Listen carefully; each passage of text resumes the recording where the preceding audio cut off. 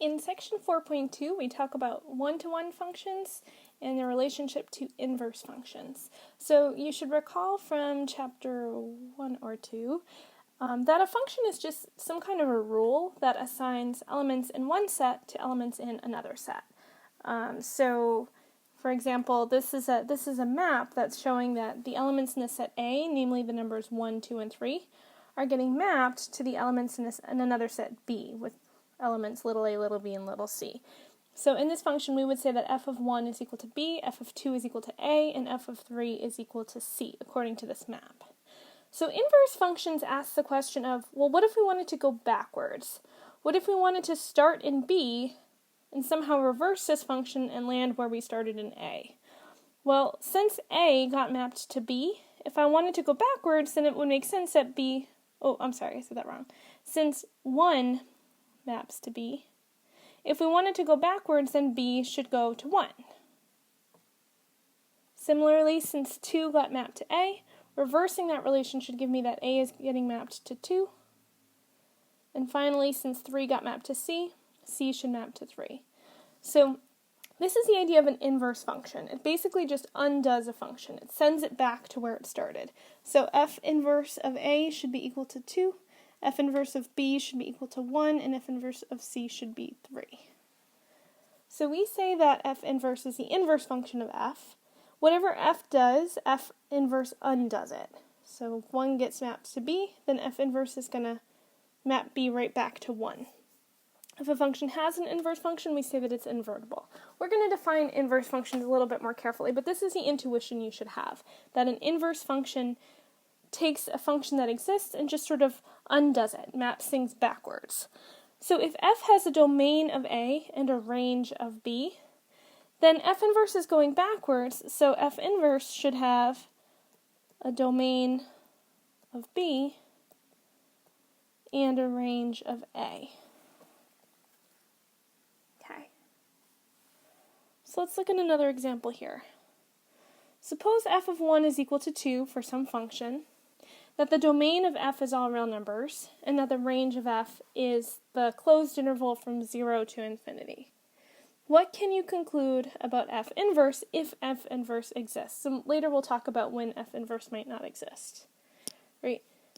So, well, if it did exist, let me just leave this aside for now. If it did exist, then our domain over here is all real numbers. This usually is our codomain, but I'll call this a range for now. Everything's going to be in the range here. Is the interval from 0 to infinity, and the element 1 is getting mapped to the element 2. This is what they're giving us about this function f. Well, if this is the case, then f inverse, if it exists, is going to go backwards. It's going to undo everything. Oops. And so we would be able to conclude that f inverse has, now the domain and the range are swapped, so it's going to have domain 0 to infinity. It's going to have a range of all real numbers, and f inverse of 2 would have to be equal to 1. Right? Since f inverse is reversing it, 2 would get mapped to 1. This is what we can conclude if this f inverse function exists. Now, one thing to notice is that if you have, for some particular function f, that let's say f of x is equal to y, that is, x is getting mapped to y, well, then the inverse function is going to sort of map it back to a. So I just drew another copy of the set A over here. And f inverse is going to have to map y back to where it started at x. Right? F inverse of y would have to be equal to x. And so if we think back to what we learned in the last video about composing functions, we would have that f of f inverse of y is going to be equal to x. Oops, sorry, my bad. It's going to be equal to y. Why is that? Well, f inverse of y we know is equal to x, and f of x is equal to y. Similarly, we would have, if we wanted to compose these two functions the other way, if we took f inverse of f of x, you should get x back out again, right? Because if I evaluate f of x, I know that f of x is equal to y, and I know that f inverse of y is equal to x. So notice what happens here. These two functions really do undo each other when you compose them together, right? F of f inverse of y is equal to y, and f inverse of f of x is equal to x. So this is how we define an inverse function. We say if f and g are functions that satisfy the following, that f of g of x is equal to x for every x in the domain, and g of f of x is equal to x for every x in the domain of f, then g is called the inverse function. Essentially what this is saying is if x gets mapped to y, then y has to get mapped to x. So applying the function f and then applying the function g gets you right back to the starting position for every possible element of the domain of f, and then vice versa for the function g. That's what it means to be the inverse function, right? So this is what we call the inverse function, and we want to point out something about the notation here, right? In this case, g would be equal to that inverse function f inverse. And f inverse is not the same thing as 1 over f. We use this notation when we're talking about like actual terms. We would say x to the negative 1 is 1 over x.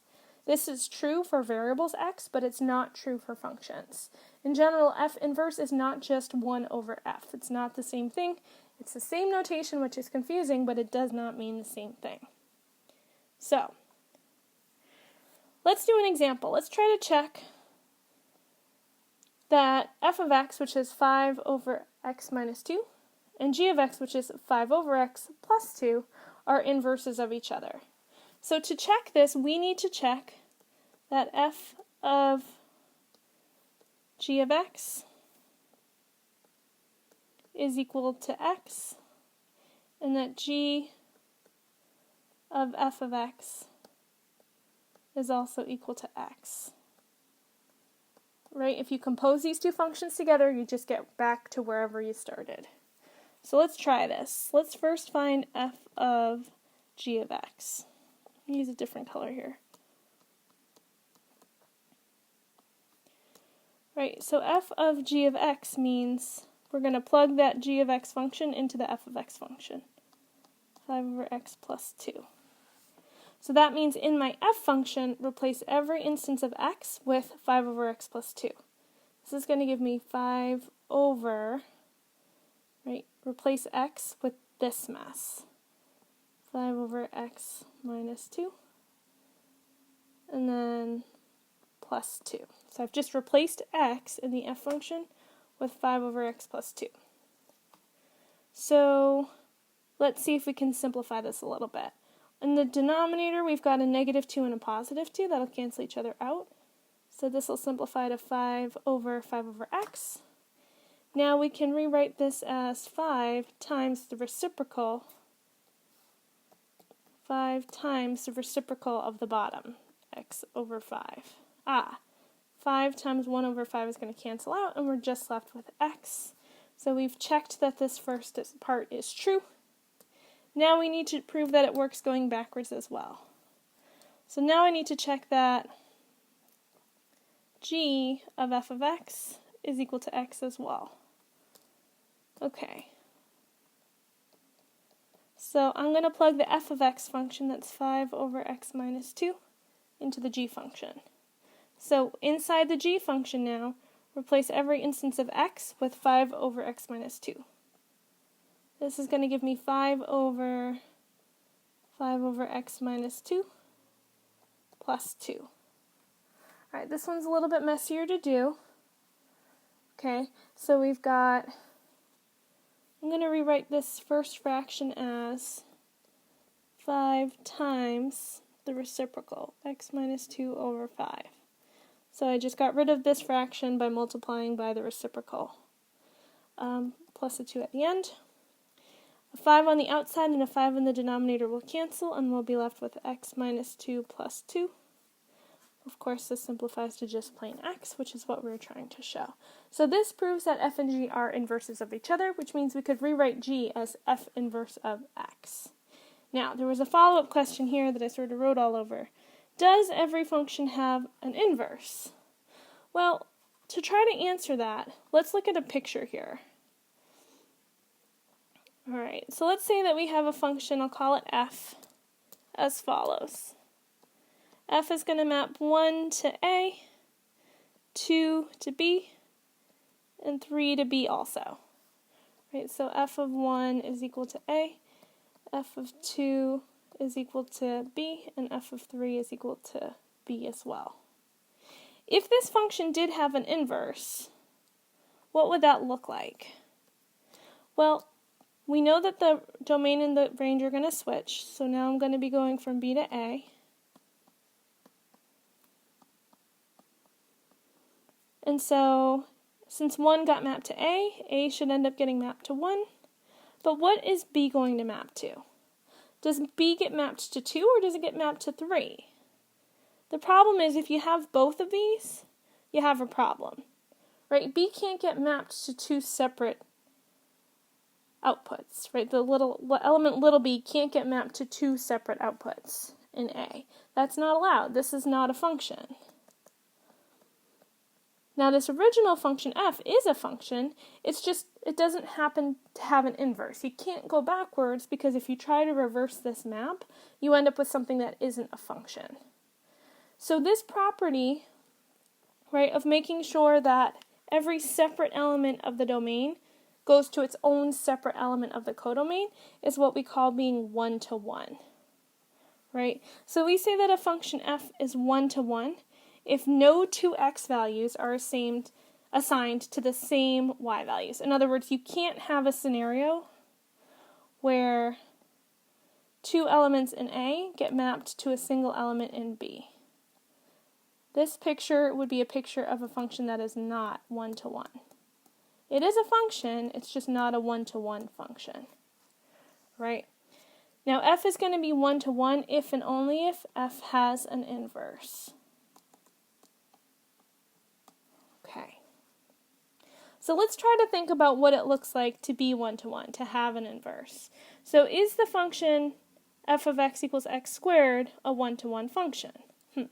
Well, what we want to check is that, is it the case that for every element of the domain,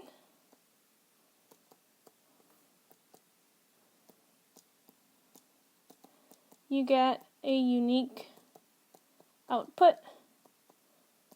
That's what it means to be one-to-one. You don't have 2 separate elements of the domain getting mapped to the same element of the codomain. So if I tried to graph this function, f of x equals x squared, this of course is just our standard parabola. It looks like this. Is it the case that every element of the domain, which is all real numbers, gets mapped to its own separate unique output? Well, no, certainly no, right? For example, let's take 2 and negative 2. Both 2 and negative 2 give you the same output of 4. Right? F of 2 and f of negative 2 are giving you the same output of 4. That's not allowed in a one-to-one function because how could you reverse it? How could you go back? Right? What would 4 get mapped to if you tried to undo this function? Would it get mapped to 2 or would it get mapped to negative 2? I don't know. It doesn't work. And so the fact that you have these 2 points on the graph that lie on the same horizontal line, right, that have the same output, tells you that this is not one-to-one. In other words, x squared does not have an inverse. And this leads us to the horizontal line test. You may recall the vertical line test, which allowed us to test whether a graph represented a function or not. The horizontal line test will tell us whether a particular function is one-to-one or not, if it has an inverse or not. So, let's define the horizontal line test. It says a function f is one-to-one if and only if no horizontal line intersects the graph of f in more than one point. So I've drawn 4 different graphs here. I want to know, first of all, is each one a function? And if it's a function, is it one-to-one? So to tell if it's a function, we use the vertical line test. And we can see that this first function fails the vertical line test. We can place a vertical line and it intersects the graph in 2 spots. This fails the vertical line test, which means it's not a function at all. There's no need to check if it's one-to-one, because if it's not a function, it's certainly not going to be a one-to-one function. Alright, the second graph, it passes a vertical line test. Anywhere you draw a vertical line, you're only going to intersect the point in at most one spot. However, it fails the horizontal line test because there are many places we could draw a horizontal line that would intersect the graph in more than one spot. So this passes the vertical line test, but fails the horizontal line test. So that means it's a non-one-to-one function. Alright, my third graph here. This is going to pass both the vertical and the horizontal line test. It's got these 2 asymptotes, and anywhere you draw a vertical or a horizontal line, you're only going to hit that graph in at most one spot. And so this is a one-to-one function because it passes both tests. It passes the horizontal line test and the vertical line test. And finally, this last example, it passes the vertical line test. Anywhere you draw a vertical line, it'll hit the graph in at most one spot. But if you draw your horizontal line right here, or in any of this very small region around that line, you're going to hit the graph in more than one spot. So it passes vertical line test, but fails horizontal line test. And that tells us that it's a non-one-to-one function. It is a function, it's just not one-to-one. It does not have an inverse. Now, given a particular function, how do we find the inverse? This is the last thing we're going to talk about in this section. So finding the inverse function algebraically just involves the following steps. First thing that you want to do is, given a particular function, replace f of x with y, just because it's going to make the algebra a little bit easier. Y equals x cubed plus 2. Alright, step 2, swap the x's and the y's. Alright, so anywhere you see an x, replace it with a y, and vice versa. You get x equals y cubed plus 2. Step 3, solve for y. Get y by itself. Isolate the y. So I'm going to subtract 2 from both sides to get x minus 2 is equal to y cubed. And now to get y by itself, I have to get rid of that cubed. So I need to do the inverse operation of cubing. That's the cubed root function. So I take the cubed root of both sides. That'll cancel out the cubed, and I'm left with y is equal to the cubed root of x minus 2. And finally, in the end, replace y with f inverse of x. Okay, so that's our inverse function of the original function f of x. Let's do one more together. Find the inverse of the function f of x equals x plus 1 over x minus 2. Alright, so we need to first of all replace f of x with y.